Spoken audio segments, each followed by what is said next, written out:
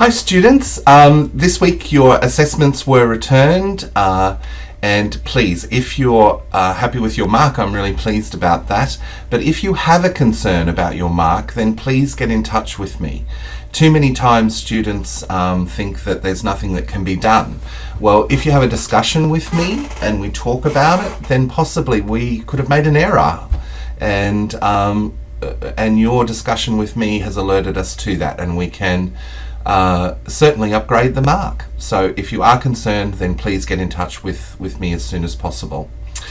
So this week, week 8, we're going to be looking at assessing the interview, and we're going to be understanding interviews and how best to utilize them and how best to structure them and how best to improve them. So if we look at understanding the interview, although the interview is the most widely used method of selecting new employees, research over the past 70 years into its effectiveness suggests that it's not particularly successful as a predictor of future job success. So have a great interview, bad employee. Bad interview, great employee. More recent research, however, has suggested that the validity of interviews has begun to improve with structured competency-based interviews. So you're looking at what they're competent in, what they can do well, and managing those interviews, trying to hone in on those competencies and understand them as the new employer. And they achieve greater reliability than unstructured interviews. So if we have a look at this table from the text, you'll see that there's features of the applicant and features of the interviewer and features of the environment, and they all affect interview outcomes. So applicant's physical appearance, it will be judged, it will be looked at by the interviewer. That's from their point of view. Personal characteristics, age, gender and race, they will also be assessed as well. Interview experience, training, what they've done in the past, how they verbally communicate, their non-verbals as well will also be assessed and will affect the interview outcome. Their previous experience, psychological aspects, their view on motivation and their attitudes and values, they'll all be assessed at the interview.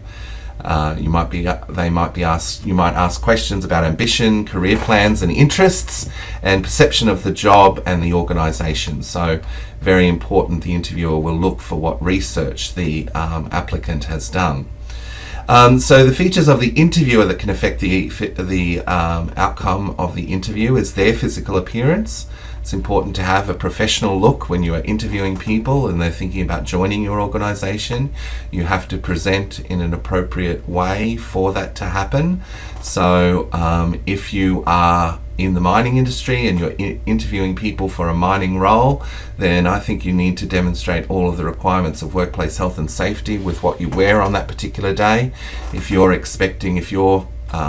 line manager, or a HR manager, then and you're in a mining environment, then you have to follow those workplace safety requirements, just as the applicant must to come on site. Your personal characteristics will also be important to the interview outcome and your history. Interview experience and training and all of those things will affect the interview outcome. Psychological aspects, your knowledge and perception of the job will impact on how you answer the questions and be viewed by the applicant as to whether you're someone in the industry who knows what is being important or what is relevant.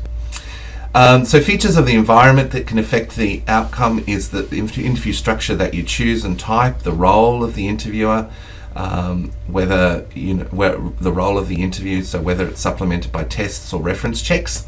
Outside forces, the number of applicants that you're interviewing on the particular day. Don't overload yourself.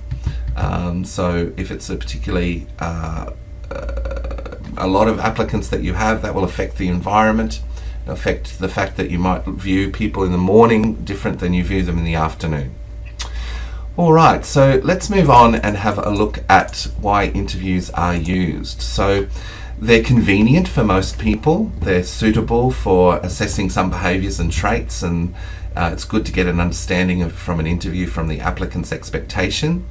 It's good as a screening process and cutting down the pool of potential applicants. Some relevant factors include motivation to work. It cannot be assessed psychometrically, so on psychological factors, but an indication of them can be gained from interviewing and questioning applicants. It's a chance to tell the applicant about the job and sell the organisation. Never forget that. So improving interviews, how can we do that? Well, through learning and development. Experience does count and does help, but that's sort of a trial and error. You make mistakes and you learn from them. But getting learning and development on how to conduct really great interviews is really important, and there's many aspects, many places where that can be found at universities, in the vet sector, those sorts of things.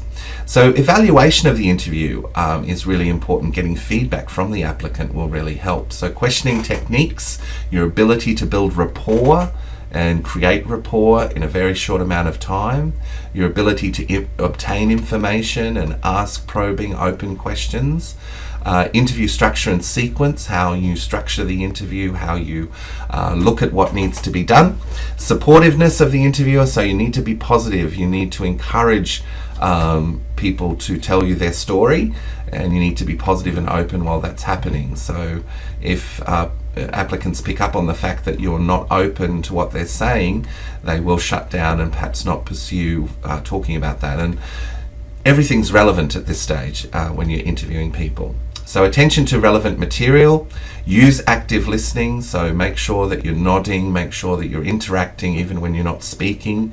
Try to listen really well, take notes, make sure that you repeat back to the people what they're saying so they know that you've heard them.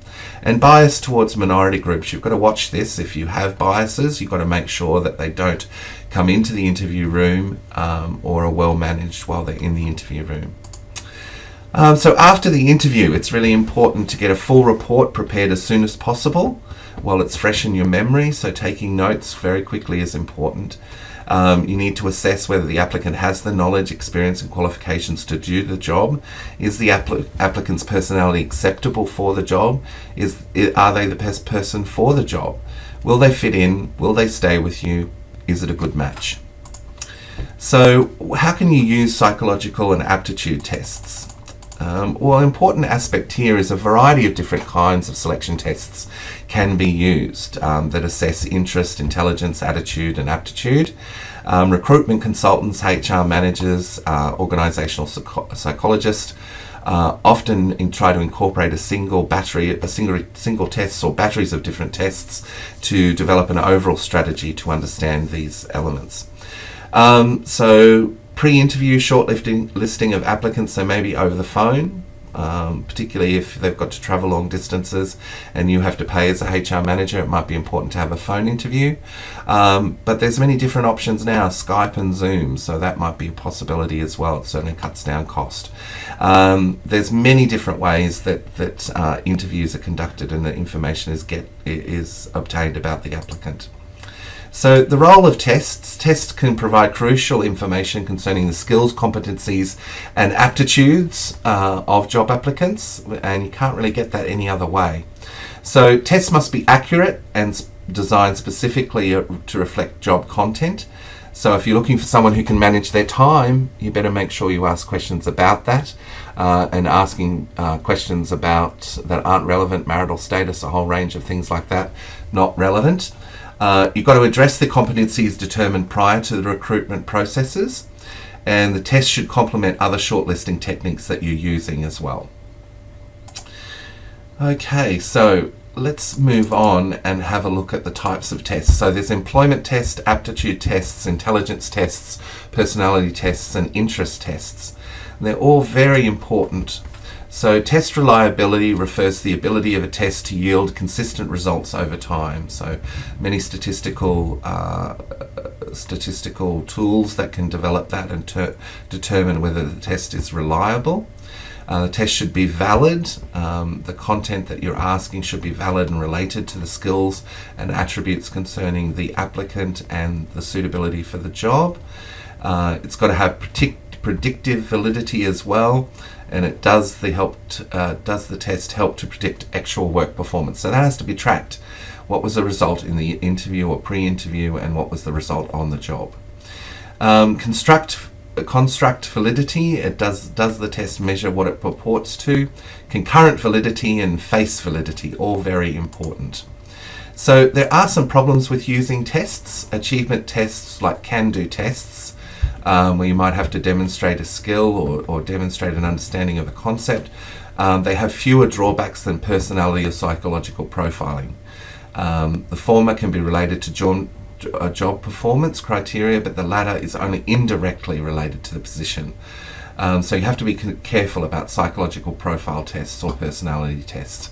An additional difficulty inherent in personality tests is a fundamental disagreement among psychologists about what personality actually is.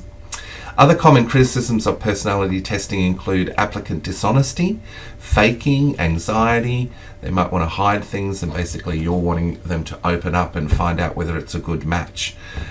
So it's important that they do discover that. Test designs overseas may not have cultural suitability for tests in other countries. And also it's important to evaluate tests and make sure that they're working and doing what they're meant to do.